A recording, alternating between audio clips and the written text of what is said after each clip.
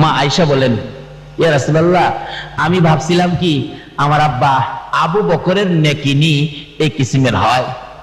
এবার আমার নবী বলেন, আয়েশা রে, উমরের নেকির খবর দিলাম, শোনো তোমার আব্বার নেকির খবর। মা আয়েশা ভাবতেছেন আব্বার নেকি কি উমরের চেয়ে আবার কম হয়ে যায়। আয়েশা, সমস্ত পৃথিবীর আমার উম্মতের নেকি যদি আকাশের তারা বরাবর উমরের মতো হয়, সমস্ত পৃথিবীর উম্মতের নেকি যদি উমরের মতো আকাশের তারা বরাবর হয়, আর সমস্ত পৃথিবীর উম্মতের নেকি যদি এক পাল্লায় তুলে দেওয়া হয়, তোমার বাবা আবু বকরের একটা রাতের নেকি যদি আরেক পাল্লায় তুলে দেওয়া হয়, তোমার বাবার এক রাতের নেকির সাথে ওজনে কোলাবে না। মা আয়েশা সিদ্দিকা বলেন, এখন খুশি না বেজার? মা আয়েশা বলেন, ইয়া রাসূলুল্লাহ, এই রাত্রগুলি কোনটা আমার বাবার এত নেকি পাইলো, ওই রাত্রগুলি কোনটা জানিয়ে দেন। আমার নবী দুইটা চোখের পানি জর্জর করে ছেড়ে দিলেন। আয়েশা রে, যেদিন আমি মক্কাবাসীর যন্ত্রণায়, মক্কাবাসীর নির্যাতনে মক্কা থেকে হিজরত করে মদিনায় যাব রে আয়েশা, আমি তোর বাবা আবু বকরের কানে কানে 6 মাস আগে বলেছিলাম, আবু বকর মক্কায় থাকতে পারবো না, মন কয় হিজরত করতে হবে মদিনায়, কিন্তু সঙ্গী হবে তুমি আবু বকর।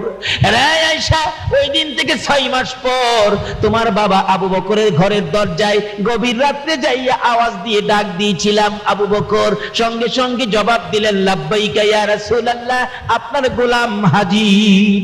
হিজরতের সামান কাঁধে লইয়া পিছনে জানালাটা বাহির হইয়া নবীর সামনে, রে আবু বকর, তুমি কেমনে জানো আজকে আমি তোমাকে ডাক দিব? ডাকের সঙ্গে সঙ্গে বাহির হয়ে গেলে, ইয়া রাসূলুল্লাহ, আজ থেকে 6 মাস আগে বলেছিলেন হিজরত করবেন, মায়ের দেশ বাবার দেশ ছেড়ে যাবেন গো, আর সঙ্গী হব আমি আবু বকর। ওই দিন থেকে আমি আবু বকর, আজকে 6টা মাস পার হয়ে গেল, 6টা মাসের মধ্যে আরামের বিছনা হারাম করে দিয়েছি গো আল্লাহর বন্ধু। এশারের নামাজ পড়ে হিজরতের সামান কাঁধে লইয়া দরজার কিনারে দাঁড়ায়, রাসূল কোন সময় আমার আবু বকর কইয়া ডাক মারে। এই এশারের পর থেকে দাঁড়াইয়া থাকতে থাকতে ফজর পর্যন্ত দাঁড়াইয়া থাকি। আল্লাহর কসম করে বলি গো আল্লাহর বন্ধু, এই 6 মাসের মধ্যে একদিনও আবু বকর পিঠ লাগাই না। হুজুর চলুন, দেরি করা যাবে না, ওই তো পিছনে শত্রুর আওয়াজ শোনা যায়। আমার নবীকে লইয়া আবু বকর হাঁটতে শুরু করলে।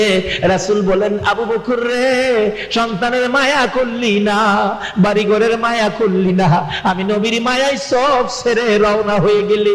আবু বকর বললেন, ইয়া রাসূলুল্লাহ, শুধু সন্তানের মায়া নয়, বাড়িঘরের মায়া নয়, প্রয়োজন হলে আমি আবু বকরের জীবনটা পর্যন্ত আপনার রাসূলের জন্য দিয়ে দিব।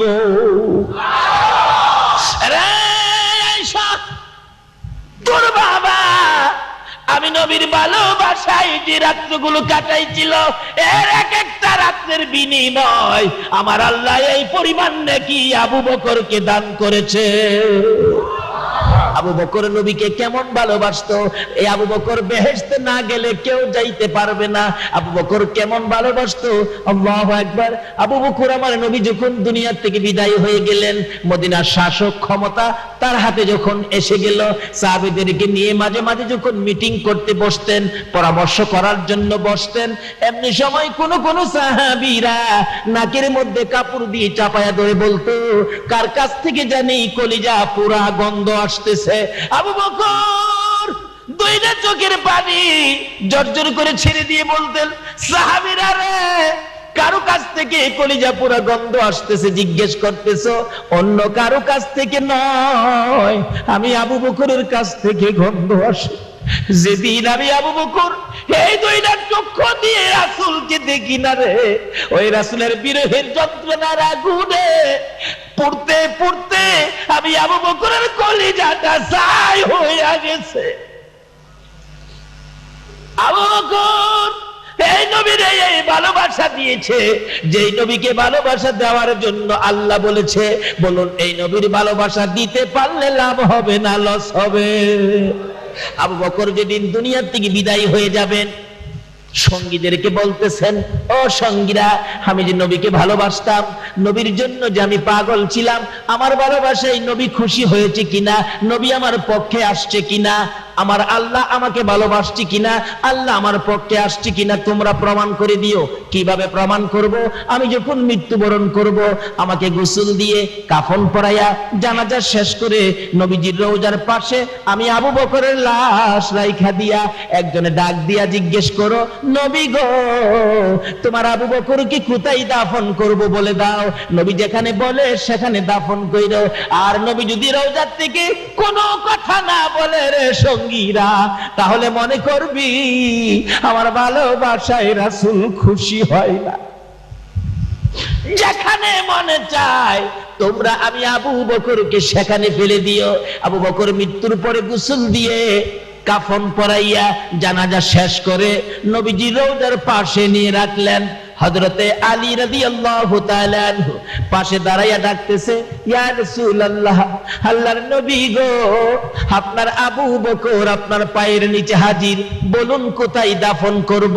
কোনো জবাব নাই। আবার ডাক দিলেন, হুজুর, আপনার গোলাম আবু বকর আপনার পায়ের নিচে হাজির, বলুন কোথায় দাফন করব। কোনো জবাব নাই। তিনবারের মাথায় হযরতে আলী রাদিয়াল্লাহু তাআলা আনহু খুব কাঁদতেছিলেন, ইয়া রাসূলুল্লাহ, আবু বকরের বেলায় যদি কোনো কথা না বলেন, আমি আলীর বেলায় জানি কি উপায় হয়। এমনি সময় সাহাবীরা দাঁড়ায়া চোখের পানিগুলো জর্জর করে ছাড়তেছে। হঠাৎ করে শুনে নবীর রওজা খানি ভিতর থেকে মধুর সুরে আওয়াজ আসতেছে।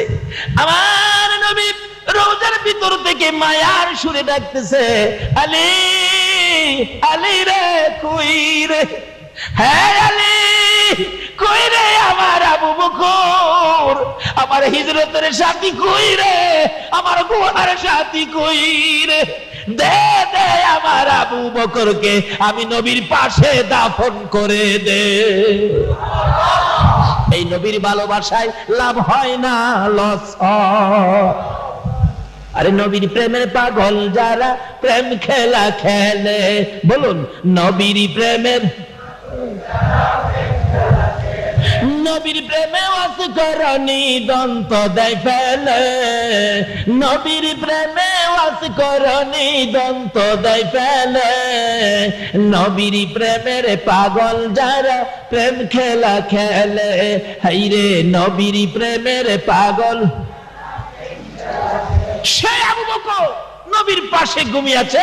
আল্লাহ বলেছেন, বন্ধু গো, তোমার আবু বকর যতক্ষণ বেহেশতে না যাবে ততক্ষণ পর্যন্ত কাউরে আমি বেহেশতে যাইতে দেব না। সেই আবু বকর বলেছেন, যারা ঈদে মিলাদুন নবী করবে, যারা ঈদে মিলাদুন নবীর পক্ষে যাবে, যারা নবীর আগমনে ঈদে মিলাদুন নবী করতে যাইয়া আনন্দের সহিত 1 দিরহাম টাকা খরচ করবে, আবু বকর বলেন, আমি আবু বকর তাকে না লইয়া আল্লাহর জান্নাতে যাব না। আজকে যারা মিলাদুন নবীর পক্ষে টাকা পয়সা খরচ করেছো, যারা মাহফিলের আয়োজন করেছো, নবীর আলোচনা শুনতে বসেছো, আবু বকর তোমাদের জন্য জান্নাতের দরজায় দাঁড়িয়ে থাকবে। যতক্ষণ তোমাদেরকে জান্নাতে না দিবে ততক্ষণ পর্যন্ত আবু বকর জান্নাতে ঢুকবে না। ঈদে মিলাদুন নবীর পক্ষে থাকলে লাভ হবে না লস হবে? কোন নবীর মিলাদ? যে নবীর সৃষ্টি না হইলে জগৎ সৃষ্টি। হাদিসে কুদসি, লাউলা কালামা খলাকতুল আফলাক, আল্লাহ নিজেই বলছেন, এই নবীকে সৃষ্টি না করলে জগতের সৃষ্টি হতো না। এই নবী যে কেমন নবী, এই নবী যে কত ভালোবাসার নবী, এটা বোঝানোর জন্য আল্লাহ কত সিস্টেম করেছে। দেখেন, বলুন তো, মাথার টুপিটা এটা কার স্মরণে দেওয়া হয়? কার স্মরণে? আরো জোরে কর, নবী। নবী মাথার টুপি কি? নবী। দাড়ি, পাঞ্জাবি, আজানের মধ্যে নবী আছে, আজানের মধ্যে, আকামতের মধ্যে, নামাজের মধ্যে সালাম দিতে হয় কিনা? কেউ যদি কর, নবী তো আমরার মতো নই, নবী তো আমরার মতো নই, সালাম দেউন লাগবে হেন নবীরে, আজগা সালাম নবীরে না দিয়া আমরার মহল্লার চেয়ারম্যান সাহেবরে দাঁড়ায়াম, নামাজ হইব? নবী তো আমরার মতো নই, আজকে আজানের মধ্যে নবীর নাম না কইয়া ইমাম সাহেবের নামটা কইলাম, মুয়াজ্জিনের সারি থাকবো? আছে না এক জাতের ভাইরা, নবী তো আমদের মতো নয়, আছে না? আছে না? আচ্ছা কোন তো, দেখলে একরকম হইলেই কি মতন হয়? আচ্ছা আমরার মতন তো একজন মন্ত্রী রাস্তাটা গাড়ি নিয়ে গেলে দেখছি পুলিশ বাসি হওয়ায় সার্জেন্ট মার্জেন্ট মাথা গরম করেলা, কত পাহারা কত কিছু। আচ্ছা আমরা তো মন্ত্রীর মতো নই, আমরা গেলে কি ওই বাসি হওয়া?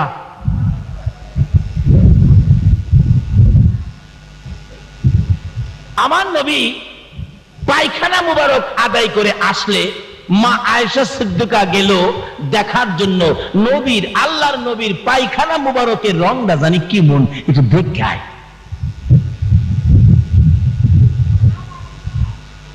কোন নবীজি দেখতেছে, ফিরাইছে। আয়েশা কই গেছিলা? না হুজুর গেছিলাম। না না না কই না, কই গেছিলা আসল কথা কও। হুজুর গেছিলাম আল্লাহর নবীর পায়খানা মুবারকের রংটা জানি কি মন দেখবার লাগিয়া। কই দেখছো? দেখছো? হুজুর দেখি নাই তো। পায়খানা করেন নাই? করছি তো। কই পায়খানা তো পাইলাম না। আমার নবী কয়, আয়েশা তুমি ভাববো না আমি তোমরার মতো মানুষ। আমি নবী যখন পায়খানা করতে বসি জমিন হা করে থাকে আমি নবীর পায়খানা মুবারক খাওয়ার জন্য, জমিন হা করে থাকে নবীর পায়খানা খাওয়ার জন্য। আমরার পায়খানা তো কুত্তাও খায় না, তাইলে কি নবী আমরার মতো? সেই নবীর উপর মিলাদ, সেই নবীকে ভালোবাসার নির্দেশ দিয়েছে কোরআন শরীফে আমার আল্লাহ। দুনিয়ায় আর কাউরে ভালোবাসার নির্দেশ দেয় নাই, একজনকে ভালোবাসার নির্দেশ দিয়েছে, ইনি হলেন মুহাম্মাদুর। এই নবীরে ভালোবাসতে লাভ হয় না লস হয়? এই নবীর মিলাদ পড়লে জান্নাতে যায় না জাহান্নামে যায়? একদিন মা আয়েশা নবীজিকে উড়না দিয়া পেঁচ দিয়া ধরছে। ইয়া রাসূলুল্লাহ আজকে আপনারা যাইতে দিব না, আজকে আমার এখানে থাকবেন। নবীজি এই দূরে খাড়িয়া হাসতেছে। আয়েশা কই ছিঁড়ে গেল? ছিঁড়ে গেল নাকি? ছিঁড়ছে না তো। ধরলাম নবী গেল কিভাবে? সব ঠিক আছে নবী। হ্যাঁ রাসূল বলেন, আয়েশা তুমি ভাইবো না আমি তোমাদের মতো মানুষ। রাসূল নিজেই বলতেছেন তোমরা ভাইবো না আমি তোমাদের মতো মানুষ। আমি যদি কই নবী আমাদের মতো মানুষ, তাহলে আমি নবীর পক্ষে গেলাম নাকি নবীর দুশমনি করলাম? আপনারা কি দুশমনে রাসূল হবেন নাকি আশিকে রাসূল হবেন? আপনারা কে কে আশিকে রাসূল হবেন হাত তুলে দেখান। মাশাআল্লাহ, নারে তাকবীর, নারে রিসালাত, নারে গাউসিয়া।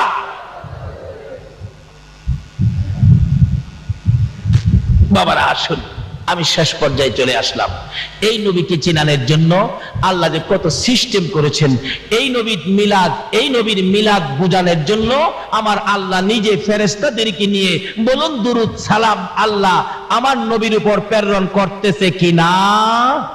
এই নবীর ইজ্জত সম্মান, এই নবীর চিনানোর জন্য বুঝানোর জন্য আরো কত সিস্টেম করেছেন। টুপি নবী, দাড়ি নবী, পাঞ্জাবি নবী, আজানের মধ্যে নবী, আকামতের মধ্যে নবী, নামাজের মধ্যে নবী। আচ্ছা বলুন তো 5 ওয়াক্ত নামাজ উত্তম ইবাদত, এর মধ্যে প্রথম ওয়াক্তটা কোনটা? প্রথম ওয়াক্ত ফজরের নামাজ কয় রাকাত? আরো জোরে 4 রাকাত নামাজ কিভাবে পড়তে হয় বলুন তো? 2 রাকাত সুন্নাত, 2 রাকাত ফরজ। আমি যদি বলি না না না সুন্নাত 2 রাকাত পরে, ফরজ 2 রাকাত আগে, কারণ ফরজের তো পাওয়ার বেশি, ফরজ পরে নিবেন কেন, ফরজ আগে পড়বেন। বলুন তো এরকম যদি কথা বইলা ইমামতি করতে আসি, আমারে কি আপনারা ইমামতি করতে দেবেন? সিস্টেম হলো 2 রাকাত সুন্নাত, 2 রাকাত ফরজ। এখন বলুন সুন্নাত আগে না ফরজ আগে? আচ্ছা 4 রাকাত নামাজের মধ্যে সিস্টেম করলেন 2 রাকাত 2 রাকাত, এরপরও 2 রাকাত সুন্নত আগে দিলেন। সুন্নতটা কার স্মরণে পড়া হয়? আরো জোরে কর। তাহলে আল্লাহকে স্মরণ করার আগে কাকে স্মরণ করার নির্দেশ দিলেন?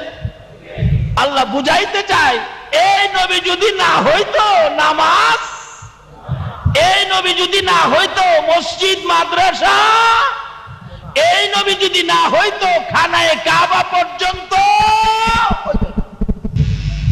যদি নবীর সাথে সম্পর্ক, নবীর সাথে ভালোবাসা, নবীর প্রেম ভালোবাসা, নবীর নামের গুনগুনানি, নবীর উপর দুরূদ সালামের আওয়াজ যদি আমার আল্লাহ না শুনে, কিতাবে আসছে যে এলাকায় যে জায়গায় এই নবীর উপর দুরূদ ও সালামের মাহফিল করা হয়, যেমন আজকে ঈদে মিলাদুন নবীর মাহফিল, এই মাহফিল যে এলাকায় করা হয়েছে, যেখানে দুরূদ সালাম পাঠ করা হবে, মাহফিল শেষে আপনারা তো আপনাদের বাড়িতে চলে যাবেন, এবং এই মাহফিল হওয়াতে লক্ষ লক্ষ ফেরেশতারা মাহফিলের চারপাশে জড়ো হয়ে দাঁড়িয়ে থাকবে।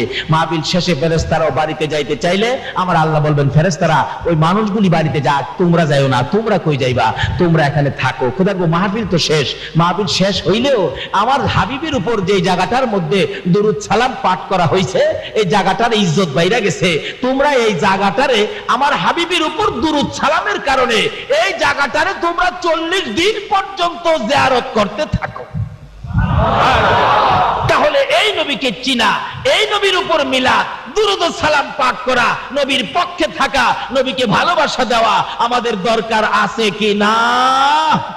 বাবারা, যেই আলোচনাগুলো করলাম, আল্লাহ যেন আমাকে সহ আপনাদের সকলকে বুঝে শুনে আমল করার তৌফিক দেন। আজকের মাহফিল আল্লাহ যেন কবুল করে নেন। যারা মাহফিলের আয়োজন করেছেন, আল্লাহ যেন তাদেরকে এই পরিশ্রমের টাকা খরচ করে এই মাহফিল আয়োজনের উসিলায় আবু বকরের সিদ্দিকের সঙ্গী করে যেন জান্নাতি বানিয়ে দেন। সকলে বলুন আমিন। আর আজকে যারা নবীর ভালোবাসায় এত রাত পর্যন্ত কষ্ট করেছেন, আল্লাহ যেন আপনাদের সকলকে নবীর গোদারায় উঠাইয়া ফুলসিরাতের ফুল পার করে দেন। সকলে বলুন আমিন। আসুন দোয়া করি। আল্লাহুম্মা আমিন। রব্বানা যালামনা আনফুসানা ওয়া ইন লাম তাগফির লানা ওয়া তারহামনা লানাকুনান্না মিনাল খাসিরিন। রব্বিরহামহুমা কামা রাব্বায়ানি সাগীরা। রব্বুল আলামিন জান্নাতের বাগানে বসে জান্নাতি মেহমান লইয়া আমি গুনাহগার তোমার শাহী দরবারে হাত বাড়াইছি। রাত্র 2:45 বাজে গেছে, তোমার বান্দারা কেউ তো বাড়িতে গেল না। জানি না রে কার মনে কি ব্যথা লইয়া হাত বাড়াইছে, কার মনে জানি কি দুঃখ গো, তুমি ছাড়া তো আর কেউ জানে না।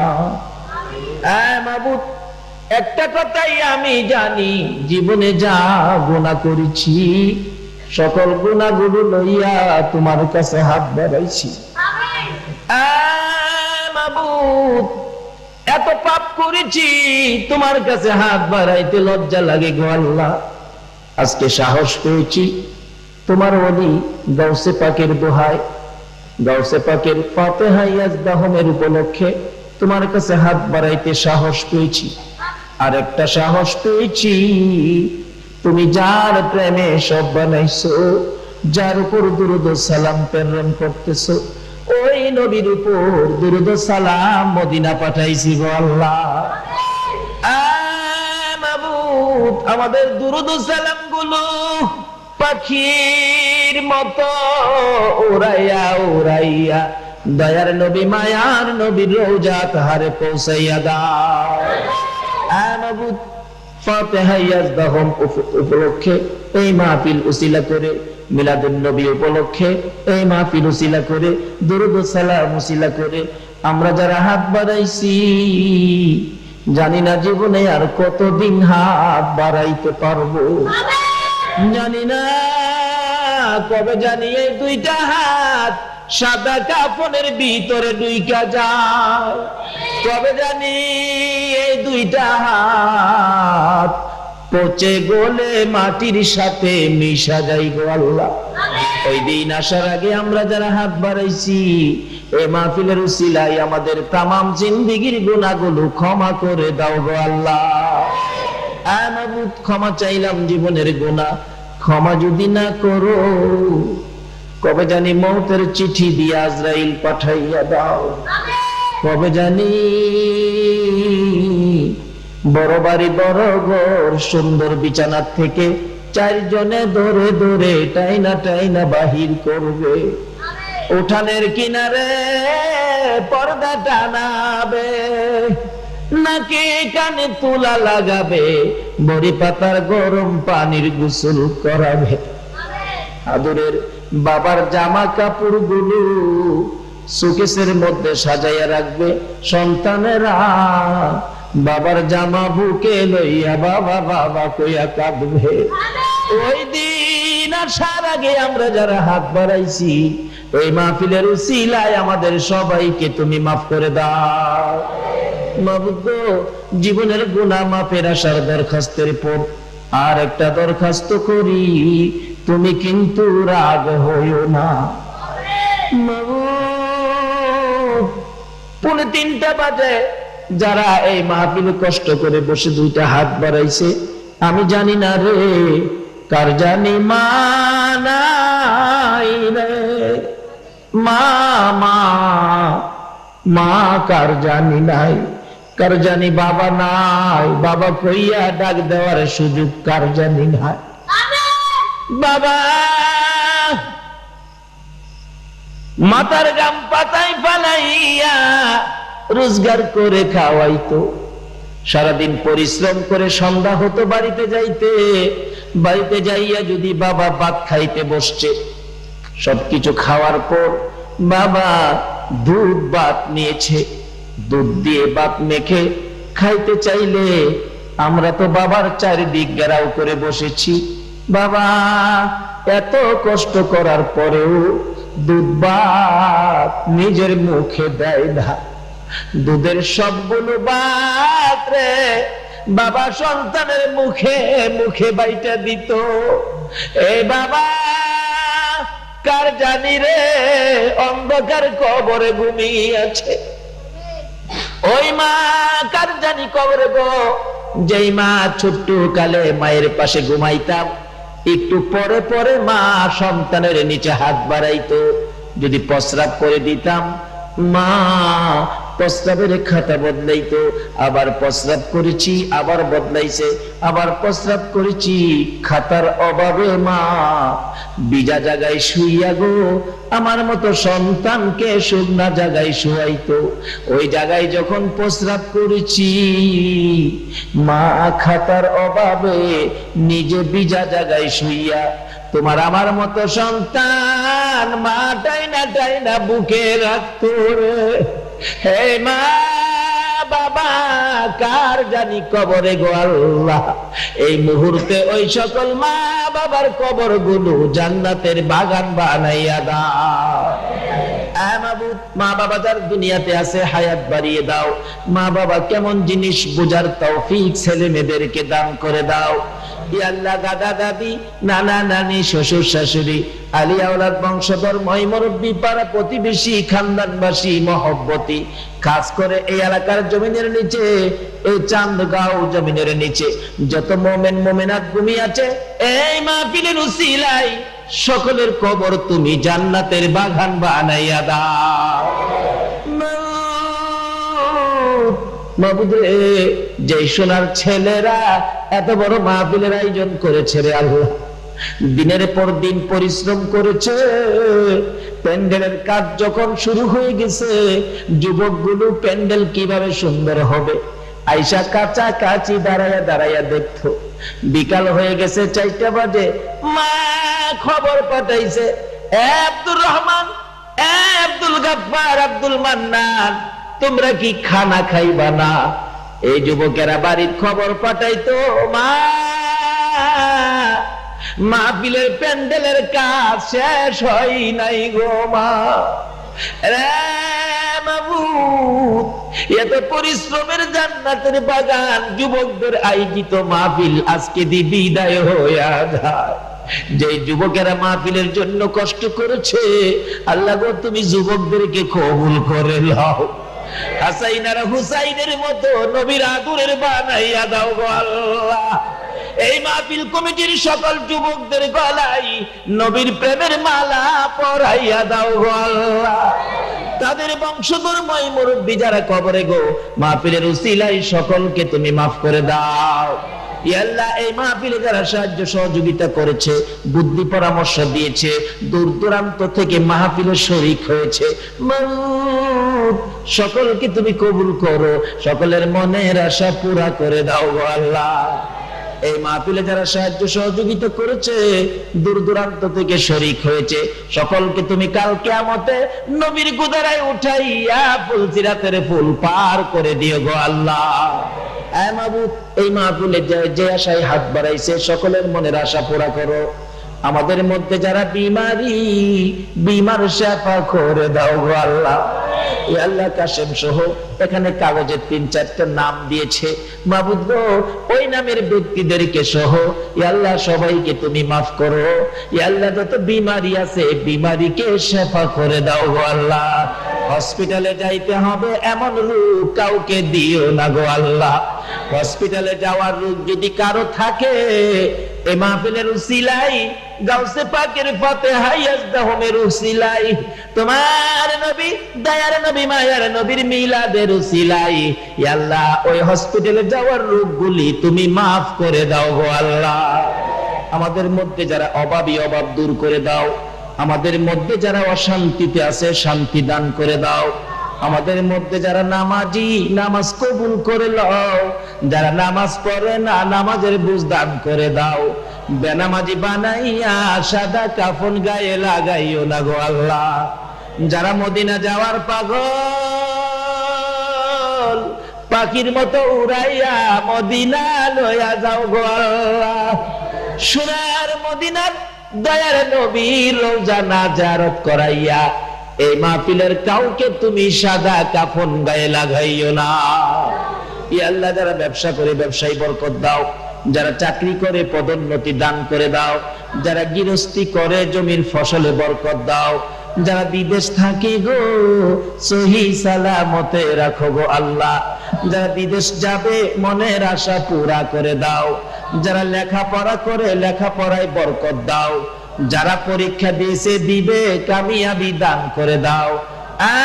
বাবু, যাদের ছেলে নাই ছেলে দাও। যাদের মেয়ে নাই মেয়ে দাও। যাদের ছেলেও নাই মেয়েও নাই, ছেলে মেয়ে দিয়ে কলিজা ঠান্ডা করে দাও গো আল্লাহ।